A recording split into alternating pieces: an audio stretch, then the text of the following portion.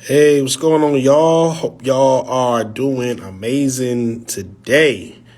Coming back, official IG live. Let me see. So do me a favor, once you get on, do me a favor, drop a comment, drop some likes, tag people that need to be here. It's a very, very important conversation today. We're going to talk about basically how to get into the beauty industry for those that are interested. Great conversation for entrepreneurs. If you have any entrepreneur questions as well, we can take those at the end.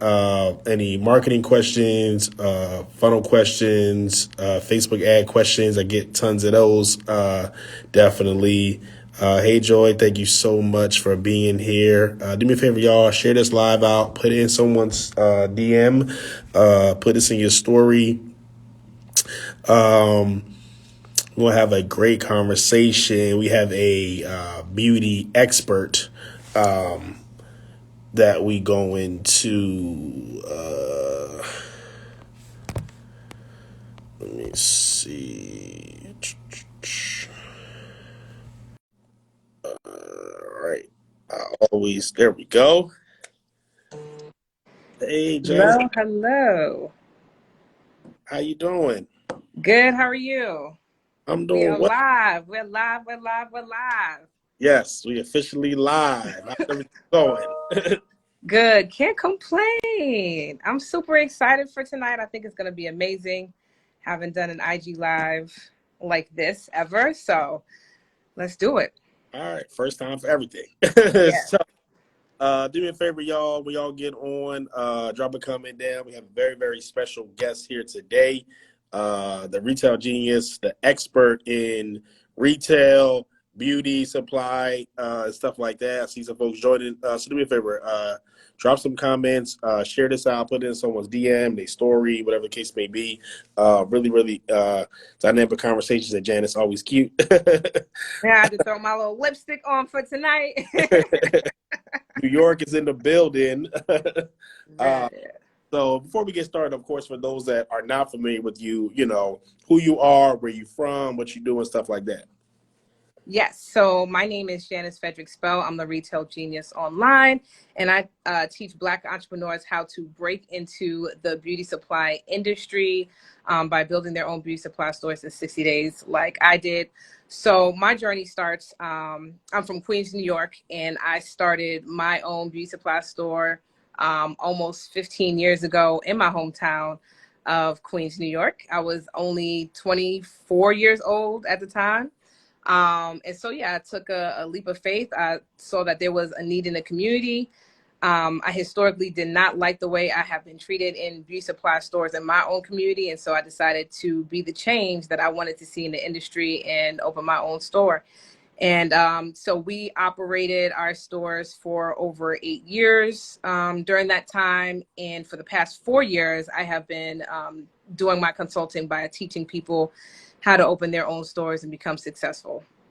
I love that. Joy said, "Come on, New York, Queens from Queens. Queens get the money." Please Joy get the money. from Brooklyn. Let me tell you something. If you can do it here in New York, you can do it anywhere. So the blueprint is there, and it's something I've been teaching over and over and over again, and it has not failed not one time. Yeah, Okay. that's a fact. You know, you're the expert. So, you know, I got a few questions about that. So, even before you opened your first store and you know you got into this industry, you know what were you doing before that? Were you like corporate? Was it something Yeah. else? Like what was your? So my experience is a little unique because I actually started with my store almost straight out of college. So I did work corporate. I studied finance in school. I went to business school. I studied finance. I worked for Goldman Sachs, which is a top investment firm in the world. And then after school, I graduated. I worked for the U.S. Treasury Department. And this was actually during the mortgage crisis. So you can imagine how Yeah. stressful of a job that was. And so when I finished with that job, I decided that I was either going to go to pursue a master's or entrepreneurship. Either way, I was going to be spending somewhere around six figures on either investment. And so I decided to spend that on myself and bet on myself. And that's exactly what I did. I love that. Yeah, I love that. I see some more folks joining. Dollar Bill, y'all. Yeah, joy. Thank you so much for being here. So what made you want to get into beauty?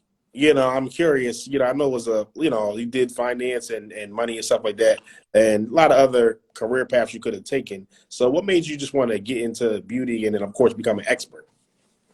So the reason why I got into beauty supply was I was one of those girls who spent her entire check at the beauty supply store. Period. I was one of those girls, and so like I mentioned before, we spend a lot. Black women spend a lot of money in the beauty supply stores, and it's literally one of the only establishments where we spend a significant amount of money, but we don't get the champagne experience. We can go to Nordstrom's, we can go to Saks, we can go to high-end stores, and we'll spend a lot of money, get a champagne experience in most instances. But when we go to our local beauty supply store, we spend a lot of money and we don't get that experience. And so one day I was literally sitting in the store about to spend $300-400. Once again, I looked around me and I saw women of color spending the same exact money. I added up the transactions in just like 10 minutes of me sitting in the store. And I said, wait, this is crazy. Right. There is no way there's a gang of Black women spending this amount of money with people who don't even care, people who are following us around, people who are just taking our money and just looking the other way. I said, this doesn't make any sense. I have to figure out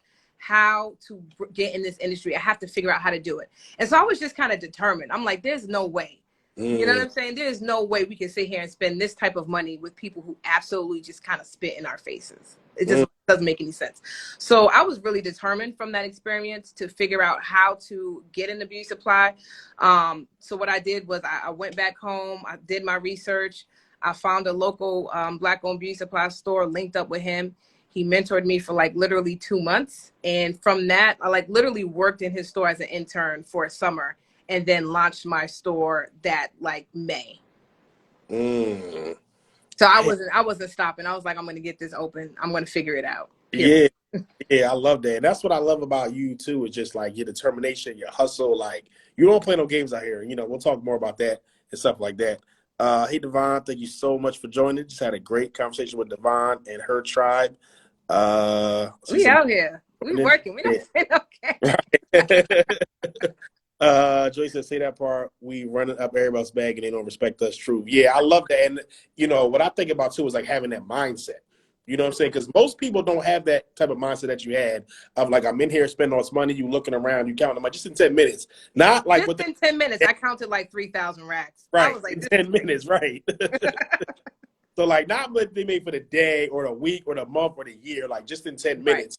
So you having that, visionary mindset, the investor mindset, like, hold on, wait, we spending all this money with people that don't look like us, don't care about us. How can I actually shift the paradigm and actually, create something for me and my family and our community, people can support. So like, I know you talked about the process, so I'm sure that was difficult. Like, what was that like? Actually, and it was scary, because I think for most people historically, we have seen that this particular group of people have dominated this industry.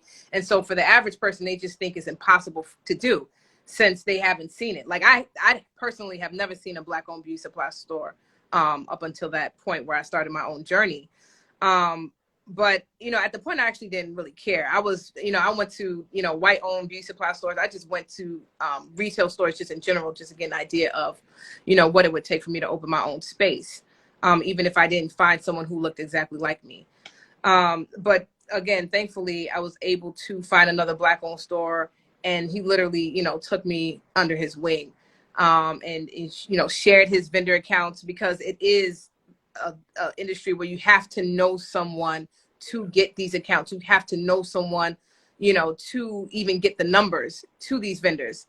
Back, 10 years ago when I did it, now it's quite different. Because back then when I used to call vendors, and if I didn't speak Korean, they would immediately hang up the phone.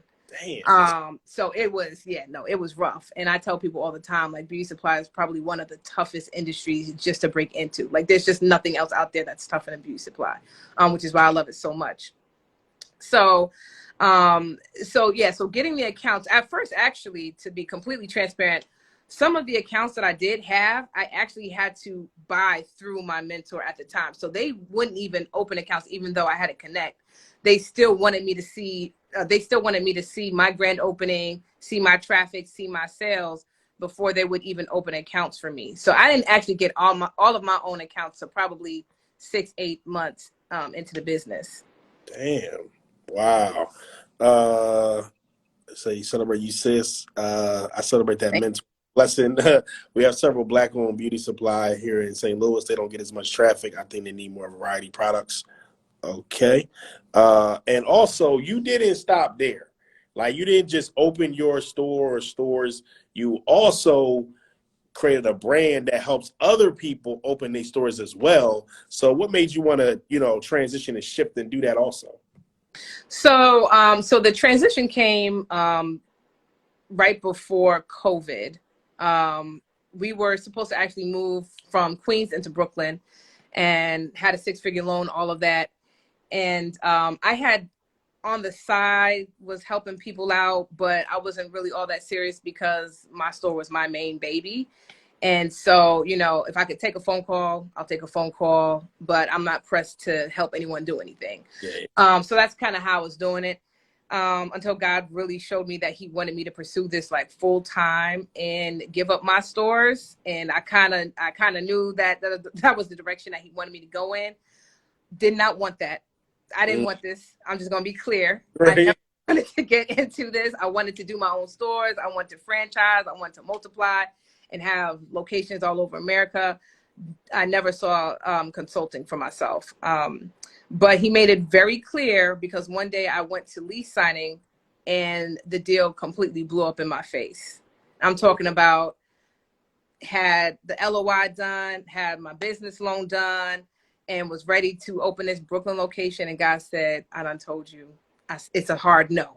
And the deal completely blew up in my face. And I knew from then that I needed to close my stores down and pursue consulting full time. And that's exactly what I did.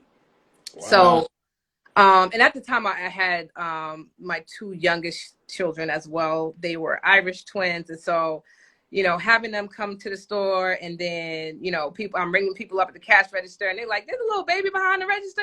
It was a bit much.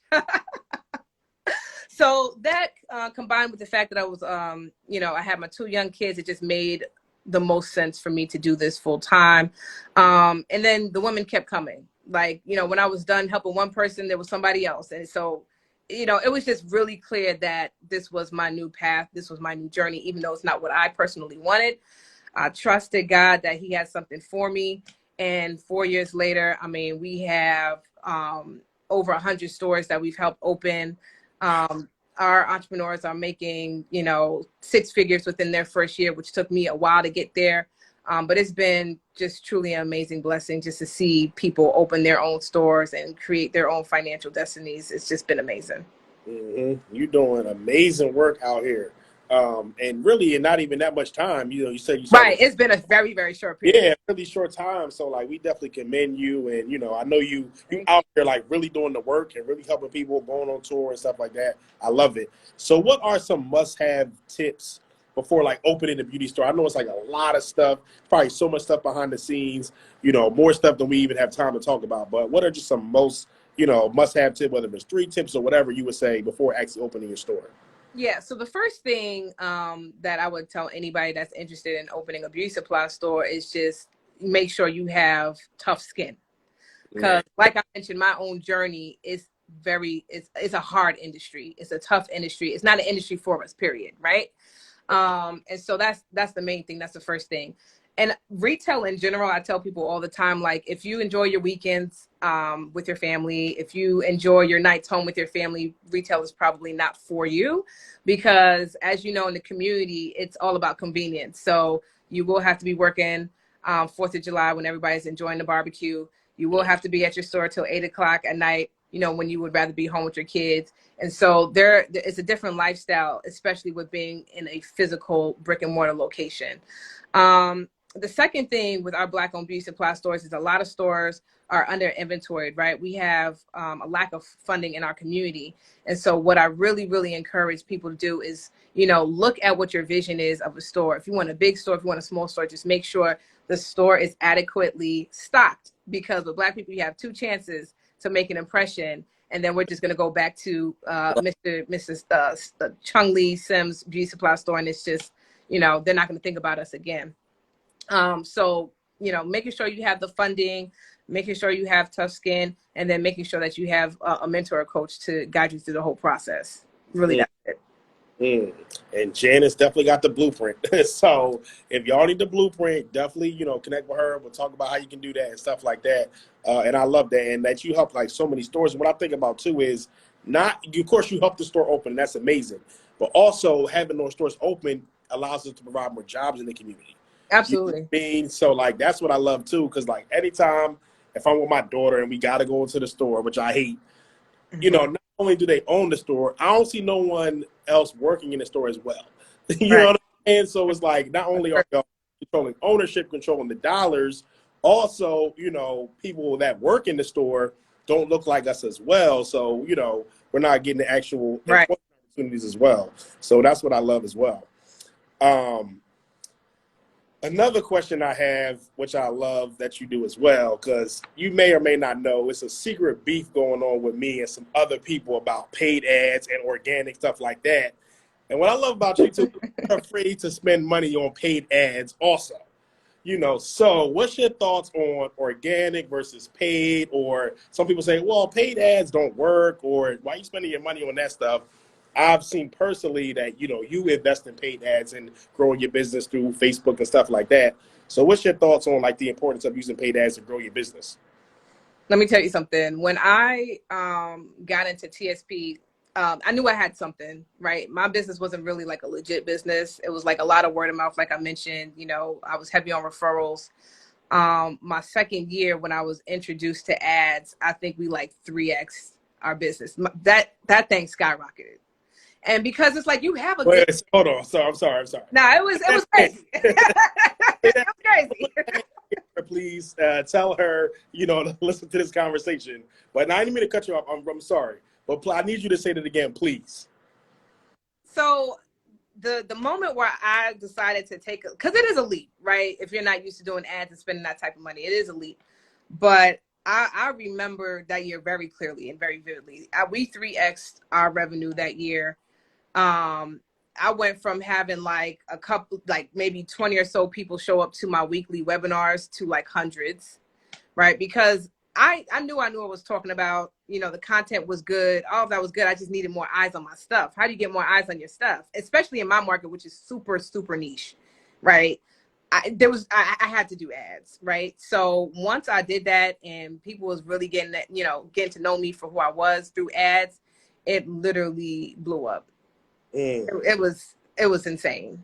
And this was like 2 years ago. So, you know, the money that I was spending was going quite a long way for me.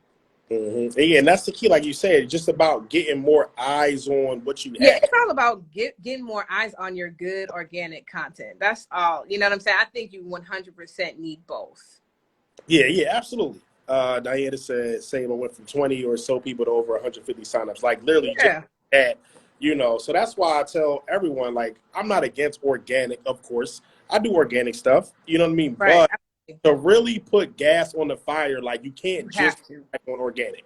I'm sorry, it's only so many people that's going to see your stuff. Even if you have 100,000 followers, y'all know what the algorithm like. It's only a certain small percentage Right. of people going to see your stuff. So it's like And you that's got what I was stuck to with. Is like, how many times am I going to show the same webinar to the same people? It was the same people that was showing up. I'm like, how do I get this out there? Outside of the Facebook groups that I was already a part of. Christina said less than 5%. Yeah, she know. So, that's That's the real. thing. So also, what made you want to decide and start doing live events, which I know has been great. You've been going on tour to different cities. I know it's been very impactful. So what made you want to do that as well? So for me, like I mentioned, we like was really starting to blow up around COVID, and I was still doing my lives every single week. I was still on it, but I felt like there was still a lack in the community in terms of getting people to get together and network, especially in the space of beauty supply. We don't really have, beauty supply shows and things of that nature. There's a million and one hair shows, but again, we don't have black owned beauty networking events and things of that nature. So again, I just saw that there was another need within my internal community for us to get together and have a space just for black owned beauty supply stores. So I just decided to start with one city, test and see how it goes. And it was lit. It was amazing. I love that. Joy said, "I'm gonna need to be in that next tour." Joy, weren't you part of the Joy, tour? Joy was in my New York tour. What is she? Joy, what are you talking about? Joy, you was on the New York tour, and I heard you gave an amazing presentation as well. So that's great. Yeah, and I think that that's so important. Like do live events and get people actually there. When are you doing? I know you just did one recently. Are you doing another one coming up? Yes, so we do have one coming up. It's going to be August 4th through the 5th, and we're actually going to be coming to the DMV area. Okay, shout out DMV. Y'all done hit DMV, New York, Atlanta, Dallas. I know some other cities as well. I probably missed, but I know those are the ones that I remember Yeah, seeing. those are the ones. All right, good, great. So for those, and folks, if anyone got any questions, like feel free to drop them down. Like she is definitely the expert when it comes to opening the beauty supply store all over the country. So if you got any questions, definitely drop that down. But of course, if folks do like, hey, I want to get on board. I want to see what you got going on. I want to join one of your programs. Definitely let people know how they can do that. Yeah, so you can check out my website. It's theretailgenius.com. You can click the link in my bio to also join my free mentorship group on Facebook. It's called the Black Beauty Supply Power Circle. I go live in there often. Myself and my coaches, we go live in there often. We are actually having a challenge coming up where one of my coaches is actually going to be doing a funding challenge. So funding, like I mentioned, is one of the biggest obstacles for people getting started in beauty supply. So if you guys are interested in just, curious about the industry, first of all, it is a $17 billion industry. So I think anyone who has the desire to get into beauty, I think beauty supply is where it's at. And so we are doing a funding challenge starting April 4th over in the Power Circle group. So I would love for you guys to join the group just to, see what we're doing, talking about over there. And hopefully it sparks some interest for people to get started in beauty supply. Because I feel like every community needs a Black-owned beauty supply store. Definitely. I definitely know we don't have enough of them in Philly. I definitely know that. So we definitely need them, of course, all over the country, but especially here. So do you also, when you help them create their retail store, do you help them with anything like with the online space or the online store, anything like that? So our main focus is actually the physical space because online is one of the things that people mention all the time. But in a world where we have Amazon Prime, next day delivery, price gouging and things of that nature, we don't, I don't really, encourage people to do the online. I feel like the changes with the physical spaces for Black women to be able to come in and shop with other Black women. Yeah, that makes sense. Yeah. I definitely love that. And still tons of people going to the retail store, spending tons of money, and we still hugely underrepresented. You know what I mean? Right. So we definitely need that. Like I said, if anybody got any questions, feel free to drop it down. I only have a couple more questions. Also want to commend you for just being a great marketer. Like seriously, like your email, I'm on your email list. Emails are coming like every day, multiple times a day. Like the emails are great. I know you're doing ads. I know you're doing social media content. You're doing live events. Like you staying in people's face. So I love that as well. So any thoughts you have around like where that comes from, or like where your marketing stuff comes from, because that stuff is great as well. Thank you. Well, first of all, you did my funnel, right? So I can't really talk about what I got going on without thanking you for doing my first initial funnel for my program last year, which has been great. And we're revamping it now to provide more offerings as well. So that literally was probably my first step, was like really trying to create a really solid funnel, because up until that point I didn't really have anything solid in place to really get the leads in. And so I did the Facebook ads, but my funnel was still a little janky. So that was literally one of the main things that I identified as, one of the loopholes, one of the holes that needed to be plugged in and filled in if I was going to have a sustainable business. And then in terms of just like the organic marketing, I pretty much kept on doing the same thing with, going live in my Facebook groups, and just keeping watch of the trends, especially on Instagram as the algorithm changes. We have to stay up with the times And so I think for me, the main thing is just keeping my content current, keeping those emails, like, you're on my email list, keeping those emails current, having the support on the back end, like social sellers, to be able to DM people, and just engage people on the back end, not just on the front end, is really, really important as well. Mm-hmm. All right, we got some questions. Christina, I'll read that. Hold on. I think Joy had a question. Joy said, how do we get on the email list? So if you guys go to my website, theretailgenius.com, you can get on our email list there. And then also, if you join our free Facebook group, you'll be on our email list as well. All right. Christina has a great question. You are an absolute vision of a pioneer in this space. Definitely. Thank you. Thank you, Christina. Definitely. What helped you break through some of those racial barriers to break into the space successfully? So for me, I think the biggest thing was definitely having a mentor that was able to introduce me to a lot of the vendors.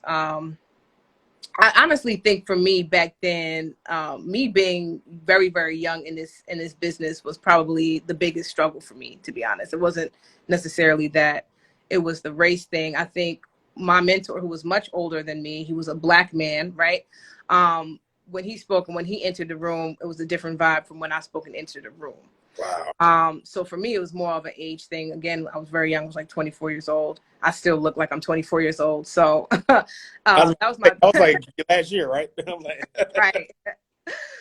So that was my biggest hurdle, and I think for me to get over that mindset, I just had to command what I wanted, and I was fearless, and that's exactly what I did. Yeah, I love that. Anybody else have any other questions? We talked about a lot of great stuff tonight. She literally, gives the blueprint on what you need to do to open your retail store, and successful folks doing 6 figures in their first year, which is amazing. Yep. Like, how many businesses can open and within their first year do 6 figures? You know what I'm saying? Like, most businesses definitely not do that. Most businesses in general, especially Black businesses, don't make over 40,000. They don't make those types of. You know what I'm saying? For me, it took me a while to even get numbers. So, yeah, for people to really be coming into this industry post-pandemic, crushing it, is absolutely amazing to witness. Mm-hmm. Yeah, and I mean, I can see it because, like you said, I mean, it's people spending tons of money in the industry. Like, you're in a very, very hot market. It's just we're not, represented enough in that hot market. Right. I mean, so it's definitely one of those recession-proof industries. I tell people all the time. Again, if you want to get into beauty supply, I think, is the safest bet. Because what I know from being in this industry as long as I've been in it is that women will still spend their money. They will spend their rent check to look good. They will spend child support to look good, even if they're doing it themselves, right? DIY was big back in 2010 when I got started. And, women was just coming in and they was spending their very last, like, out of their mouth. They would tell me, I'm spending my rent check on this hair. And I'm like, girl, let's do this. Right. If they don't spend it in your store, they spend in another one. So make sure it's in your store. Make sure it's in your store. Right. All right. Does anybody have any other questions? Janice is very busy, so I want to let her get back to her evening. And or family and stuff like that. So if anybody has any last questions, feel free to drop it down. I will save the live. So if anybody watches the replay, or you want to watch after we get off, definitely go to the retailgenius.com. Connect with her. You're going to be seeing her ads too. She's probably going to retarget you. She got a new funnel that she's launching as well. So be on the lookout for that. Or is there anything else that you have coming up? Besides the events, or is there anything else? I know you said you have so we have the funding challenge that we're doing literally next week, April 4th. Go to my free mentorship group on Facebook. It is called the Black Beauty Supply Power Circle. You just need to answer a few questions and you will get all the way plugged in. Again, over there is where I do all of the free mentoring. Even if you're just interested on what it looks like to be a beauty supply owner, I definitely encourage you to join my free group and get plugged in. hmm Somebody said, will there be another beauty boot camp? So we have, so if you go to the link in my bio, you can apply for the program. We have open enrollment, and so you can apply for the program through the link in my bio. And then our boot camp weekend, if they're referring to that, we are doing the boot camp weekend again, the first weekend in August in the DMV area. All right. So make sure y'all go there. Even if you don't live in DMV, I would suggest Oh, you. it's worth the ticket. Yeah, It's worth the flight. it's worth a flight. Like, I already know that. So definitely do that. Uh, I think we have one other question. What is the most lean, cost-effective way to scale a small business? Uh, I don't know if you just meant a business in general, or you mean, of course, like a retail business. So I guess, Jan, take a stab at that first. So, I mean, if they're talking about a retail business, definitely one of the things that I had to do very early on in my retail space was to really drill down on my 80/20 customer list. Which or you already know Yeah, about yeah, that. yeah. Right? And so for me, with a retail space is very unique. I wasn't able to take on any additional funding to inventory my store. So I had to really apply all of these formulas to my customer base. And so identifying those customers who shop with me every single week, and really reaching out to them and having those turn into repeat customers. So if they're shopping with you every week, how can I get them to come in every other day? Or if they're shopping with you once a month, how can I get them to come into the store, bi-weekly? It was drilling down, focusing. That was one of the main things that I did, was focus on that top 20% to actually scale and grow my store. Once I did that, I was now able to get new inventory for my store by just really Mhm. focusing on treating those top 20% as golden customers. So I did like exclusive events for them in my store. I did like VIP shopping experiences for them. We did a lot for our VIP customers in the store. So I think that's one, quick strategy that you can do if you have a retail location to scale your business. Yeah, I agree 100%. Yeah, I agree 100%. I hope y'all caught that gem.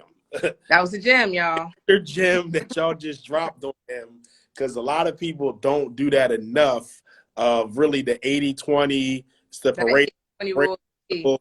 yeah, the 80/20 of like 20% of your customers probably make up 80% of your revenue. 80% of your Yeah, revenue. And it's so 100% true. And it's definitely. the same thing with inventory, guys. If you guys have retail locations, and no matter what kind of retail space you have, literally 20% of the things that you sell in your business make up 80% of your revenue. So that was the second thing that I focused on as well. So with my inventory, I knew that I could identify like wigs and bundles were like that top 20%. And by me focusing on that, because the margins were higher, and I'm getting into teaching right now, the margins were higher on that. I was able to flip that much faster than everything else and still get new inventory in my store by doing that. Mm. Yo, somebody drop a gem emoji in the chat, please. Like, if I was interested in getting a beauty supply store, you would have had me. Like, I would have been like, you are the expert. Like, you would have closed me. Like, that would have closed me. Like, I would have been like, all right, I need to work with her. Like, seriously, like, no more questions. I don't need a sales call. Like, just give me the form. I'm ready to sign up. Like, seriously, because that is the truth. For those of you that are business owners, whatever you sell, product or service, retail, whatever, there's always an 80/20 rule. So Always. I'm always looking as well. I'm looking at my CRM. We're looking at Stripe. Like, Stripe tells you like your top 100 customers or whatever, and then literally 20% of your customers generally makes up 80% of your revenue, but you have to know who that is. Right. And a lot of people think, oh, all my customers are the same. If somebody Right. spends be great. Like, no, all your customers aren't the same. They're not the same. I'm sorry to tell you, I hate to be the bearer of bad news, but all your customers are not the same. So those that are Yep. the customers, those that spend more with you more often, you need to treat them different. Like you said, you Absolutely. have special events for them, whatever it is. Like, you need to understand that, because people always say, I know Lamar always says it. People always say, oh, I got to go get more customers or new customers. No, you Foot made traffic. it. What else is I need more foot traffic? No, you Right. don't. And I'm going to show you how you don't need more foot traffic.